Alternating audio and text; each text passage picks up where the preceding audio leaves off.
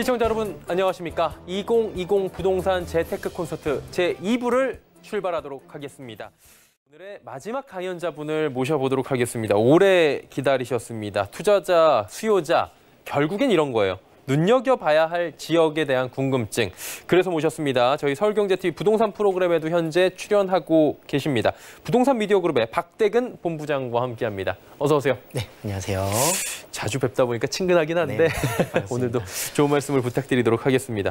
모두가 궁금해하는 지역은 사실 어느 지역이 유망한가, 지역을 콕 집어서 궁금하신 분들이 있을 텐데 강의 전에 살짝 여쭤봐도 될까요? 네, 맞습니다. 일단 오늘 좋은 자리에서 이제 온라인으로 함께하고 있는데요. 많은 분들이 궁금해하실 거예요. 내 자산, 부동산이라는 가격 자체가 가볍게 접근할 수 없기 때문에 소중한 자산을 지키기 위한 여러 가지 방법들, 그중에서 가장 중요하다고 저는 생각을 하는 게 어느 지역에 투자를 해서 나의 기대 수익률을 높이고 지가가 많이 올라갈 것인가를 고민하실 것 같습니다. 그래서 오늘 준비한 내용이 바로 유망 지역을 분석해보는 시간을 갖도록 하겠는데요. 네. 사실 내용이 20분, 30분 내에 다 설명드리기는 좀 빠듯하다 보니 본 강의 내에서 유망 지역을 살펴보도록 하겠습니다. 예, 알겠습니다. 자, 그럼 궁금하실 겁니다. 유망 투자 지역 과연 어느 곳인지 강연 지금부터 함께 하시죠.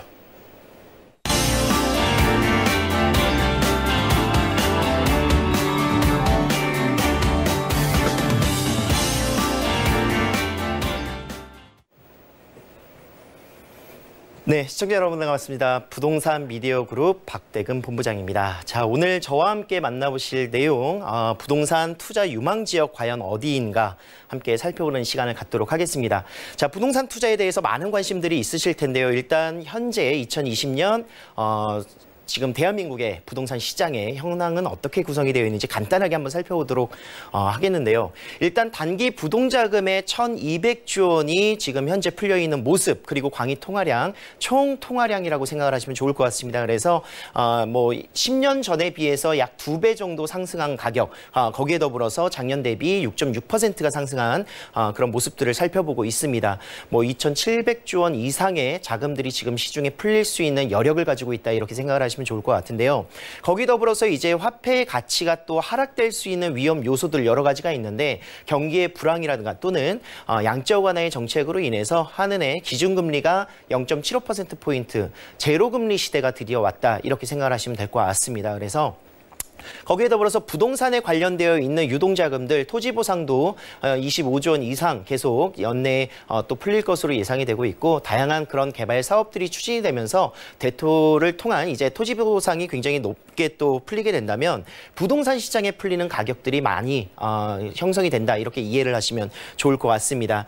지금 현재 불안한 그런 경기들의 상황이라든가 이런 내용들로 인해서 코로나 팬데믹 현상들이 또 나타나고 있기 때문에 지금 4차까지도 리스크를 안고 있다, 이런 얘기들도 많이 있죠. 그래서 이런 부분들로 인해서 실물 자산인 안전자산, 부동산에 더욱더 많은 유동자금들이 몰리지 않을까 충분히 예상해 볼 수 있는 미래의 그런 그 상황이 형성될 것이다, 이렇게 예상을 해보시면 좋겠습니다. 자, 부동산을 투자하실 때 있어서 서울 지역과 수도권 지역 또는 서울 지역과 지방권 이런 식으로 많이 구분들을 많이 하고 계십니다.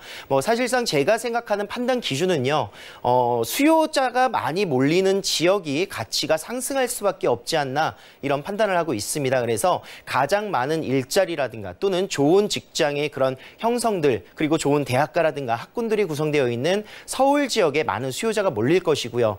이런 투자의 그런 수요도, 강직도는 더욱더 서울 지역이 더 탄탄해지는 이런 모습들을 보여주고 있습니다. 부동산 시장의 양극화 현상이 괜히 나타나는 것이 아니기 때문에 저는 투자에 있어서는 일단 중점적으로 서울 지역을 좀 추천을 드리고 싶고요. 물론 예외의 지역들도 분명히 있을 수는 있습니다. 단기적으로 또는 비규제 지역으로 접근을 해보신다면 수도권이라든가 지방 지역들도 충분히 메리트 있는 지역들은 있다, 이렇게 정리를 해볼 수가 있겠습니다. 자, 서울 지역의 아파트 중위 가격이 굉장히 높게 형성되어 있는 모습, 지금 현재 2020년 상반기를 거쳐오면서 9억 2천여 만 원 정도의 1,000만 원 정도의 그런 중위값 형성이 기록이 되었습니다. 주변에 보면은 이제 언론이라든가 뉴스에서는 계속 가격이 떨어지고 거래량이 떨어지고 있는데 왜 중위 가격은 계속 올라가느냐 이렇게 의구심을 가지시는 분들이 굉장히 많을 거예요. 사실상 이제 양극화 현상이 계속 나타난다고 제가 말씀을 드렸다시피 서울 지역의 중위 가격이 상승하는 이유 가장 인기 있는 지역이다. 거기에 더불어서 서울 지역에서도 중위 가격이 올라가는 이유의 결정적인 요인들은 강남 지역 그동안에 많은 고가 주택들이 형성될 수 있었던 높은 가격대에 형성됐었던 그런 부분들은 조금 조정의 폭들을 가져가고 있지만 그 이외의 지역이죠. 예를 들어서 이제 금융 규제를 통해서 9억 원 이하의 주택들은 규제를 받고 있지 않기 때문에 그 이하의 주택들은 가격이 오히려 올라가고 있는 모습, 호가가 올라가고 있는 이런 모습들을 또 보여주고 있습니다. 그래서 전체적인 서울 지역의 중위 가격은 계속 상승하고 있는 모습을 보여주고 있다. 이렇게 판단을 하시면 좋을 것 같아요. 자, 이제 본격적으로 서울 시장에 또는 지금 현재 부동산 시장에 어떤 흐름들이 나타나는지는 알고 계셨을 것 같은데 과연 어느 지역의 부동산을 선별해서 보셔야 되는지를 한번 살펴보도록 하겠습니다. 자, 부동산을 결정하는, 가치를 결정하는 중요한 요인들 중에서 몇 가지를 제가 사실 몇 가지가 아니라 대부분 이것에 포함되면은 좋은 주택이다 이렇게 평가를 하실 수가 있을 것 같아요. 일단 주변에 중요한 그런 편의시설이라든가 입지 여건을 가장 먼저 보실 거고요. 그리고 또 내가 직장까지 접근성이 좋아야 되기 때문에 그런 업무타운의 접근성이라든가 아이들을 키우기 위한 숲세권의 조성이라든가 학군이 또 좋으면 좋고요. 거기 더불어서 개발 호재 그리고 역세권인 물건들이 가장 좋은 가격이 형성될 수 있는 지역이다 이렇게 평가를 하고 있습니다. 이런 모든 조건들을 만족하는 부동산을 취득하고 싶으실 텐데 사실 이런 조건들이 다 만족하는 곳들은 굉장히 또 비싸게 형성되어 있기 때문에요. 그런 부분들을 살펴보셔야 될 것 같고요. 자, 4가지의 단계로 제가 한번 나눠봤습니다. 부동산 투자를 하실 때 어떤 부분으로 어떤 유망 지역을 보셔야 되는지 일단은 투자 금액에 따라서 유망 지역이 바뀔 수가 있습니다. 나는 유망 지역이라고 해서 좋은 지역을 가고 싶지만 내 투자 금액이 그에 미치지 못한다면 그런 지역들은 사실 보실 필요가 없습니다. 내 금액에 맞춰서 가는 게 가장 중요하기 때문에 투자 금액에 따른 투자 유형과 그리고 지역이 선정될 수 있다. 이렇게 정리를 저는 해보고 있고요. 5천만 원 미만의 소액 투자, 뭐 흔히 알고 계시는 오피스텔이라든가 다세대 주택들, 역세권에 인기 있는 물건들을 투자할 수 있는 방법이 될 것 같습니다.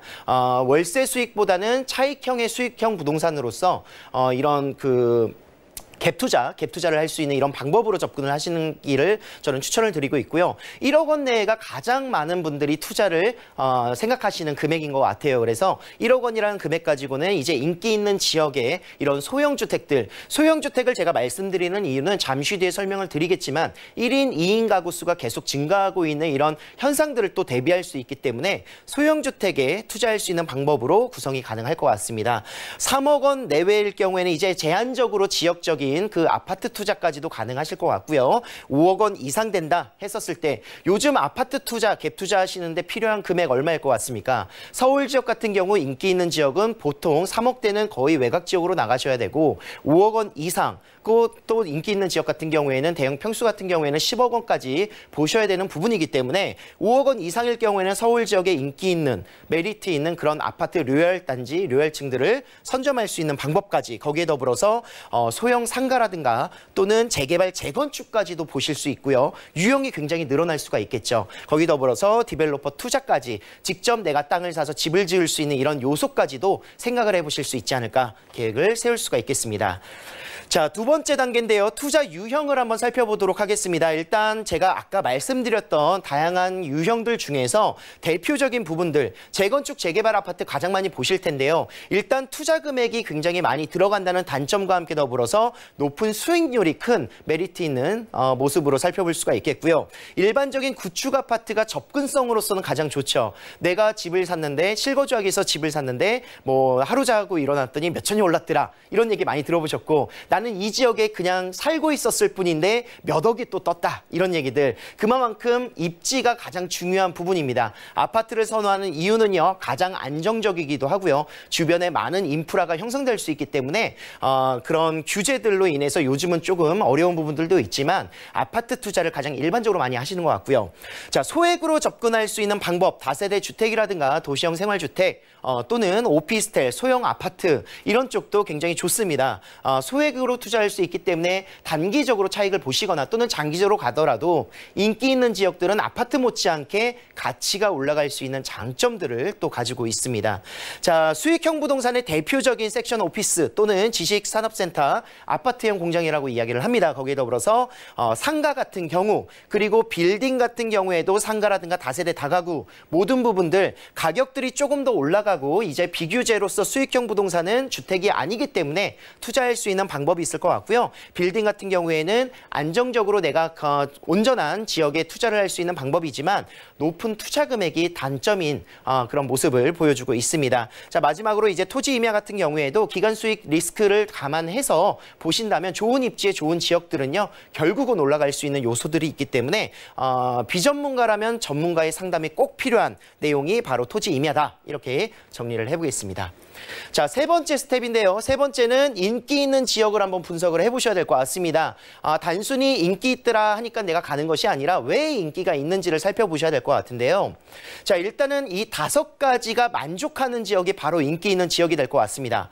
일단 대형 업무타운과 접근성이 우수해야 되고요. 업무타운이 많다는 것은 그만큼 일자리가 많다는 내용이 될 것 같습니다. 신규 일자리의 창출이라든가 또는 개발 호재가 밀접하게 연관성이 있는 지역들이 굉장히 좋은 지역이고 주거 환경이 노후되어 있는 곳들 단순히 내가 이런 지역에 내가 주택을 투자해야 되나 생각하시는 분들 많으실 텐데 재건축 재개발 투자하시는 분들 생각해 보신 분들은 아시겠지만 오히려 노후도가 굉장히 높을수록 재개발의 추진 속도라든가 가능성이 더욱더 높아질 수 있습니다. 그래서 주거 환경이 노후되어 있는 지역들은 결국 주거 환경 개선이 일어날 수 있다. 이런 가능성들을 좀 보셔야 될 것 같고요. 유명한 그런 학군이라든가 학원가가 밀집되어 있는 곳들은 임대 가격 좋은 지역이기 때문에 내가 주택을 사면 좋지만 직접 사지 못하시는 분들은 전세라든가 월세 수요로 굉장히 전환이 많이 되는 곳들입니다. 자녀의 교육 목적을 위해서 모이는 곳이기 때문에 유명 학군이 구성되어 있는 지역들도 잘 유념해서 보시기를 추천드리겠습니다. 마지막으로 역세권이 가장 중요한데요. 역세권이라는 것은 이제 첫 번째, 두 번째 말씀드렸었던 일자리와 밀접한 연관을 가지고 있습니다. 그래서 직주 근접성이라고 할 수 있는 직장까지의 접근성이 좋은 일자리, 그런 지역들, 주거 지역을 많이 찾고 있습니다. 그래서 신규 노선이 개설되거나 또는 역세권에서도 가까이 위치하고 있는 역세권들 그리고 이 역세권 인기 있는 노선들이 구성되어 있다면 굉장히 많은 분들이 찾을 수밖에 없기 때문에 수요가 풍족하게 이루어지는 곳들이 가격이 올라갈 수 있다. 이렇게 정리를 해볼 수가 있겠고요. 자, 주요 업무타운들 어디가 있을까요? 서울 지역에서는 이제 마용성 많이 이야기를 하고요. 서울 3도심 2030 서울 플랜의 가장 기본적인 중심점이죠. 서울 종로구, 종로 지역들, 광화문 지역, 한양 도성이 있고요. 그리고 영등포 여의도의 국제금융 중심지, 거기에 더불어서 강남 지역의 국제업무타운이 구성될 수 있는 테헤란로가 너무나도 유명한 이런 지역들이 대형 업무타운이 될 것 같습니다. 자, 거기에 더불어서 주요 학군이라든가 학원가, 지금 현재 뭐 강남 8학군 굉장히 집중들을 많이 하고 계십니다. 뭐 이런 자사고의 폐지라든가 우선선발권 폐지 또 일반고로의 그런 특목고의 전환들로 인해서 강남 8학군이 굉장히 또 집중되면서 이곳에 많은 수요, 전세가가 올라가는 모습들을 보여주고 있기 때문에 강남 8학군이라든가 또는 강북 지역에는 노원구가 학원가라든가 이런 주택단지가 밀집되어 있는 곳 유명합니다. 그리고 양천구 목동 지역들의 그런 학원가들, 요즘은 서남권에서도 이제 그런 연대라든가 신촌 라인들, 서대문구의 그런 아현뉴타운 라인들에도 좋은 학군들이 또 밀집하고 있기 때문에 이런 어떤 곳이 자녀를 키우기에 좋은 곳인가는 많은 정보들을 좀 취득하시면서 분석하시는 게 가장 중요하다 이렇게 평가를 하고 있고요. 자, 서울 지역의 노후주택 밀집도도 굉장히 중요합니다. 이런 지역들은 재개발, 재건축되기가 굉장히 좋은 지역들이고 요즘 뭐 재건축 같은 경우에는 이제 안전도 평가라든가 또는 노후도를 40년 이상 연한을 늘리는 이런 작업들이 있기 때문에 굉장히 재건축은 조금 더 장기적으로 보셔야 되면서 용적률이라든가 건폐율을 잘 살펴보시길 희망하고 있고요. 거기 더불어서 재개발 같은 경우 지금 현재 지난 5월 6일에 발표됐었던 이제 주택공급 기반 강화 정책들을 살펴보시면 공공 성격의 SH와 LH의 그런 공동 법으로 인해서 많은 재개발 지역들, 해지됐었던 지역들이 다시 한번 재추진될 수 있는 이런 가능성도 충분히 기대해 볼 수가 있겠습니다. 그래서 주택의 밀집도, 노후되어 있는 지역들을 한번 살펴보시는 그런 모습도 필요할 것이다. 예측을 하고 있습니다. 자, 마지막으로 이제 보시는 역세권 라인들 잘 보셔야 될 텐데, 서울 지역에서 가장 인기 있는 뭐 역세권이라고 하면, 또는 인기 있는 노선이라고 하면 뭐 2호선, 서울을 회선하는 2호선이라든가, 또는 가장 비싼 지역을 지나가는 9호선이라든가, 뭐 국철 1호선, 뭐 이런 라인들을 많이 보실 것 같아요.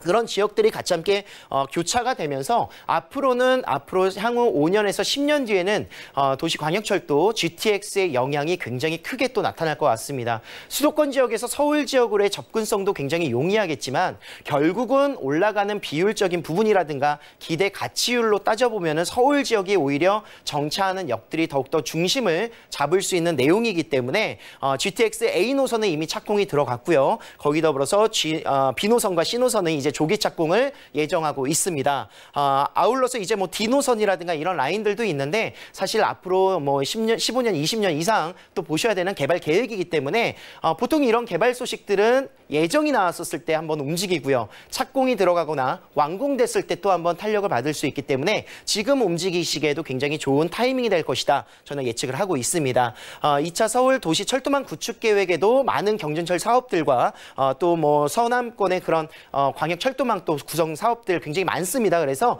이런 부분들을 좀 복합적으로 보시면서 결국은 개발이 될 수 있는 지역들에 우선적으로 좀 접근해 보시는 방법을 좀 추천을 드리도록 하겠고요.